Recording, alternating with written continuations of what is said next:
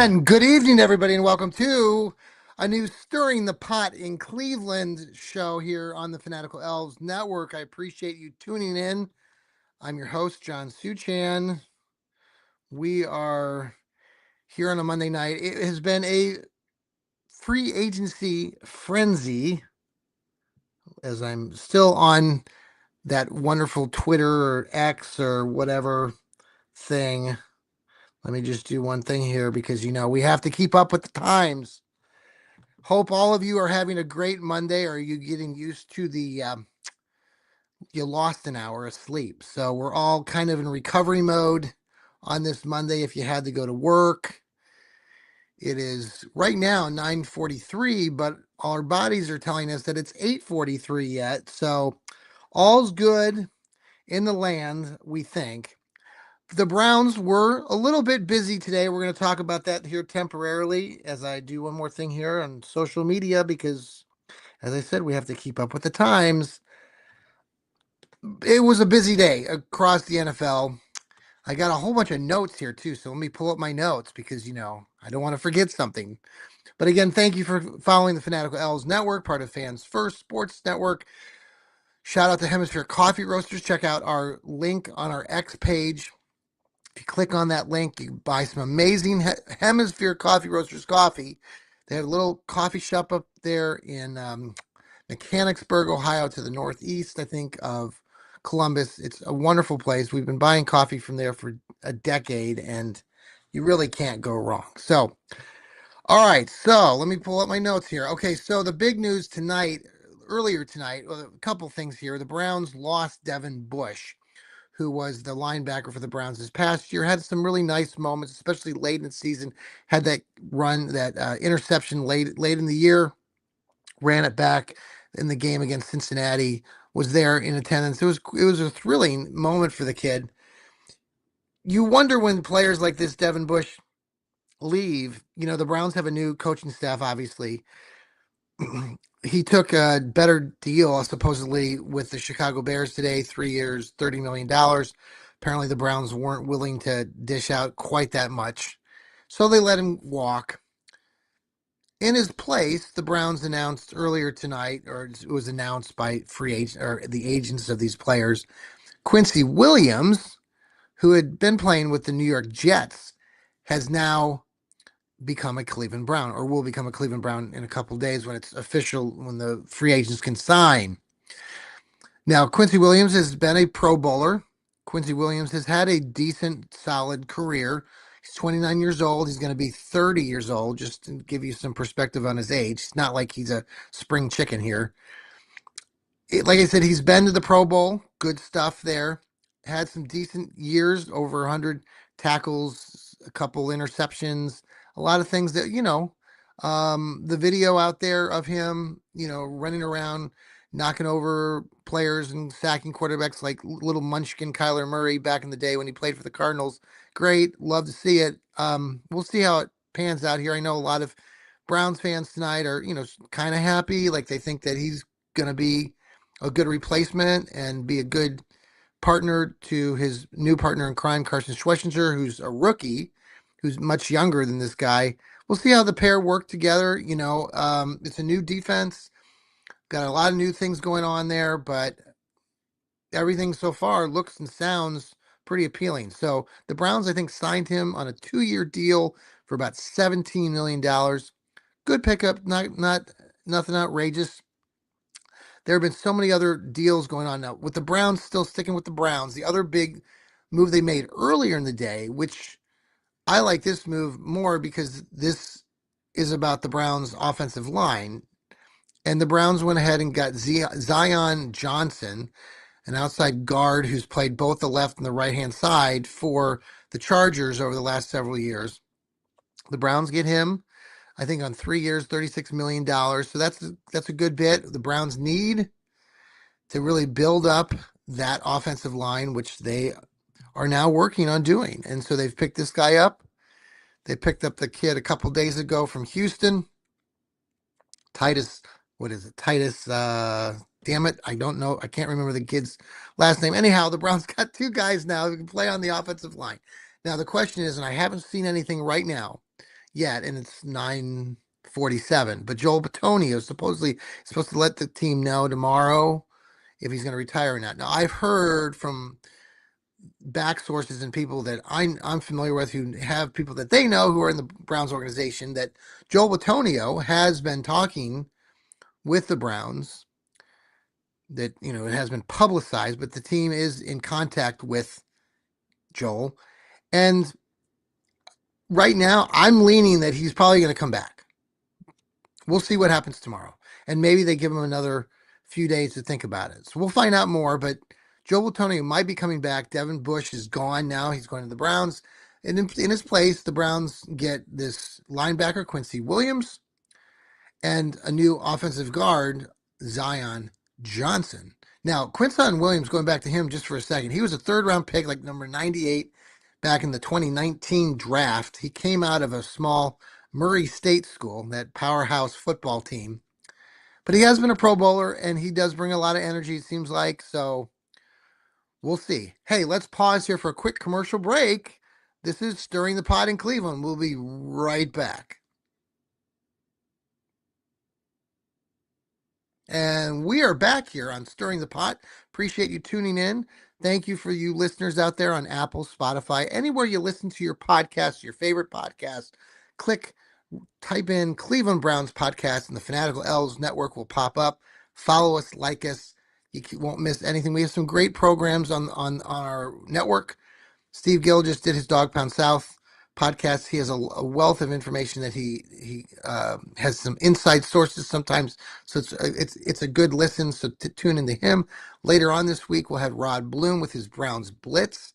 We had Sam the Man down there in Texas with his cowboy hat. He came back with his Browns breakdowns. My show coming up later this week, the Johnny Cleveland podcast. Do have maybe a special guest coming on later this week. We're looking forward to that. I've been communicating on the back channels with some Cleveland sports personalities out there, so we may have a nice, important guest. A lot of you follow Cleveland Browns sports. You might recognize this name. When we get that set up, we are in the works of that. So, in the world of the NFL today, it was very busy. The big news that started things out was that Tua Tagovailoa of the Miami Dolphins, the longtime quarterback for them, was released by the Dolphins. Now, he was still owed $99 million. So when we talk about how teams are like the Browns, who are still owe that Deshaun Watson a plethora of money, Miami decided to part ways with their quarterback, Tua. Tua then turns around and he signs a 1-year deal because Miami owes him all those bazillions of dollars. Atlanta went and signed him for like $1.5 million today. So he will be Kevin Stefanski's new quarterback, likely. They have that Michael Penix guy, but he was injured. We know everything. We had here Stefanski here in the building for 6 years. That'll be an interesting situation there in Miami. I'm not thinking that or in Atlanta, I should say. Atlanta does have some good things going for it, and I failed to realize that Atlanta had a good 9-8, 8-9 record last year. So Stefanski and his new team, we'll see how they do, because they're coming into a situation that has a little bit more things that are going for it than the Browns, who had been faltering toward the end of the season, especially with their offense. The Browns still have got to work on. So we'll see what Tua does in Atlanta. That opened up Miami's quarterback spot for, that guy, that wonderful quarterback, Malik Willis, who's played jack squat in the NFL, but somehow ESPN and every other national outlet thinks that Malik Willis is going to be the next greatest thing. It's ridiculous. Malik Willis has done jack squat. I've talked about this endlessly. Good luck there in Miami. I think Miami's a mess. I had this conversation with a colleague at work today again, and I mentioned this, I think, a couple weeks ago on either the Johnny Cleveland podcast or this show. We were talking about bets of, who's worse than the Brownies? Who's worse as an organization over the long haul than the Brownies? Well, I went immediately I said the Jets. Well, in counter to that, people said, well, the Jets won a Super Bowl. Yeah, the Jets won a Super Bowl in 1969, the year that I was born. So the Jets have been miserable. Somebody else said the Raiders. Now the Raiders today, they're they've been doing all sorts of things. They've brought in a bunch of free agents today. I don't think it's going to change a damn thing because they're the Raiders. So we'll see. But what I was getting back to was just, how, the Browns, people talk about, who's worse as an organization, like in the NFL. And, obviously I don't think the Browns are, but a lot of people on the outside will say, well, the Browns haven't won a Super Bowl, and to be honest, there have been periods of time, and we've talked about this too, where the Browns have been good, but there's been more times than not than they haven't been very good. There was that stretch in the late 80s that a lot of us go back to. There's a lot of us who follow the team kind of settle on, that 85, 86, 87, 89, 90 teams when Bernie was quarterbacking and whatnot. But if you really want to be realistic, like the question was like, how realistic did the Browns come to actually getting to a Super Bowl? Well, to be honest, realistically, if you really want to look at facts, like how close did they really come to getting to a Super Bowl? It was that 86, that year, the playoff game in 86, 87. The playoff game was what, January of 87. It was the 86 season. And John Elway crushed our hearts, broke our hearts with that drive. The Browns were a touchdown lead away, a touchdown away. I mean, they had the lead to go to the Super Bowl. And instead they squandered that, and the rest is history. Now we can go back to things like the fumble. I had to remind this other person I was working with today that even the following year, when the Browns made it to the championship game against Denver, out in Denver, Denver took a strong lead. Cleveland came back strong in that second half behind Bernie Kosar and Ernest Biner and all of that, but Ernest Biner fumbled the ball. Now, even if he scored that touchdown, if you recall, they would still have had to kick the extra point to even just tie the game late in that game, and there was still a lot of time in that fourth quarter. So a lot of people kind of think, oh, well, the Browns would have, maybe won that game. We don't know. But the only other opportunity the Browns had back in that period, it was even before Bernie came along, was that 80 season, 1980 season. If you guys recall that year, Brian Sipe, there was the cold weather game. They played the Raiders, but that game was for a divisional championship. It wasn't the AFC championship game. It was a divisional round. So even if the Browns had won that game, they would have had to go out to San Diego and play the then pretty good Chargers, who were led by Dan Fouts. So honestly, this conversation I had with this guy at work was the Browns have legitimately only had, I mean, if you really want to be real, 1986 season was as close as this team really factually got to a Super Bowl since the last time they won a championship at 64, but that was well before the Super Bowl. So there you go. Little history. I diverted. So back to the free agency. um, the other thing that happened today, Tyler Linderbaum, who used to play for the Baltimore Ratbirds, he went ahead and signed for money to go out to play for the Raiders.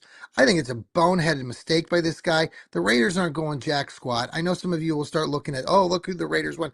But, somebody mentioned here in La La Land on social media today that, Super Bowl teams aren't made in free agency. So when we see all these things that are happening in free agency, there haven't been a lot of NFL teams that have relied on this free agency frenzy to get them to a Super Bowl. And I totally agree with that. So while we look at the Raiders and all the fancy dancy, all the money that they're spending, what's it going to get the Raiders in the long run? So I think this move by Tyler Linderbaum is dumb. I don't know why the kid decided to go to the Raiders outside of taking the money, which I look, if you want money, you can go get money, but he's not going to be playing for a contender. I know some people in Cleveland thought that maybe he would come this direction. I had heard from earlier from a colleague here with the Fanatical Elves that that wasn't going to probably happen, him coming to Cleveland. So, and it didn't. As we saw, he got signed by the Raiders. Kenneth Walker, the running back who was the MVP, Super Bowl champion, Seattle Seahawks, decided to go over to the Kansas City Chiefs as their new, probably primary running back. So good for him. Like to see that. Again, we talked about Malik Willis and him going to the Dolphins. Good luck with that, Miami. Malik Willis will do jack squat. So all the hype. Thank God he didn't come to Cleveland. Totally overrated. I'm good with my buddy Shedeur Sanders. And by the way, people are still ripping Shedeur. Jeff, is it Jeff? No, who is it? Dang it. It's well, one of the beat writers there up in Cleveland who, I've listened to him off and on over the years, but this guy just hates. Well, half the Cleveland sports media hates Shedeur Sanders. They'll do anything to try to make him seem like he's not very good or he's not studying film, and they want to put him in the same bucket as like Johnny Manziel. I mean, that's absurd. Stop with your stupid takes. So I'm behind Shedeur Sanders. I think the kid's going to work his ass off this offseason, and I think he's going to be the number one quarterback when the Browns start this season. Just my take. Hopefully you're behind the kid. Other news, Mike Evans, who used to play for the Tampa Bay Buccaneers, and Baker Mayfield decided to part ways with Tampa Bay, and he's moved over to the San Francisco 49ers. Hey, Mike Evans, good move. San Francisco 49ers, unlike some of these boneheaded moves by some of these players like Tyler Linderbaum and Malik Willis, Mike Evans, hey, you're going to have a shot at maybe getting a Super Bowl going over to the 49ers. So good job to him. Travis Kelce, yep, the guy that's dating, that really special fancy dancy rich woman. What is her name? Taylor Swift. Oh yeah, Taylor Swift. He's staying in Kansas City. So there you go. He's staying in Kansas City. The Chiefs also pulled in, like I said, Kenneth Walker. Other wide receiver free agent that was out there was Alec Pierce of Indianapolis. He is staying with Indy. I kind of felt like that was going to happen. He wasn't going to do much. I mean, if he came to another team or came here to Cleveland, Alec Pierce just seems like an Indianapolis Colt. You know how you see some of these players and they just get, mixed in with, they just seem like that's the team that they should be on, and you can't see him with another team. It's like Travis Kelce, for example. I mean, I know Travis Kelce's from Cleveland, and he has his podcast with his brother, and they come back to Cleveland. They talk positively about the Brown or Cleveland and everything. But Travis Kelce is not coming back to Cleveland. If he wanted to, he would have come back this year, but he's not. He's 39. What is he? 39 years old, I think. So he's getting up there. This is going to be year 16, I think, for Travis Kelce. Lots of things going on there. Watching. So that's the world of football right now. I've been watching college ball here. We're not here to talk about college basketball, but the Browns, I'm sure, will continue to be involved in some more free agent moves over the next day or two. Then we have the draft. The draft comes up starting April 23rd from Pittsburgh, Pennsylvania. Love the town. Hate their football team. Pittsburgh's a great town, folks. I know some of you Browns fans are diehards. You got to give it up for Pittsburgh as far as being a town. Their football team sucks. We all know it. They're a piece of crap. We hate Pittsburgh. I get it. I'm right there with you. I went to a Pittsburgh and Browns game one year back in the old stadium in Pittsburgh. That was a fun experience. I think I was back in high school back then. And actually the Browns, I think, won that game, if I'm not mistaken. It was like in the late 80s or maybe the early 90s when I went. Anywho, so the Browns will see what happens, but these moves are going to kind of set things going then. So when we start talking about the drafts, check out my articles. I'm writing for Dog Pound Daily as well. The group there, Dog Pound Daily, is working frivolously to get articles out so you can read them. So check them out. Shout out also to Northeast Ohio Sports Insiders. led by Natalie Turk, and I write for them as well. Munch Bishop, a bunch of other great writers, Bill, and I'll be covering the MAC tournament up there in Cleveland, the basketball tournament. The women's side of the tournament, I'll be covering mostly. The men's tournament will be there as well. So I had an opportunity to talk to some of the coaches in the MAC today. That was really a great experience. Thank you. Shout out to the coaches that I talked to earlier today. Hey folks, that's all I got here on a Monday night, stirring the pot in Cleveland. We appreciate you tuning in here to the Fanatical Elves Network, part of Fans First. Again, catch us later in the week. If there's anything that breaks as far as free agencies or a trade or something like that, we will be back on to discuss it here on the Fanatical Elves Network. Until then, everybody, have a great night. Go Browns. See ya. Maybe. Okay, see ya.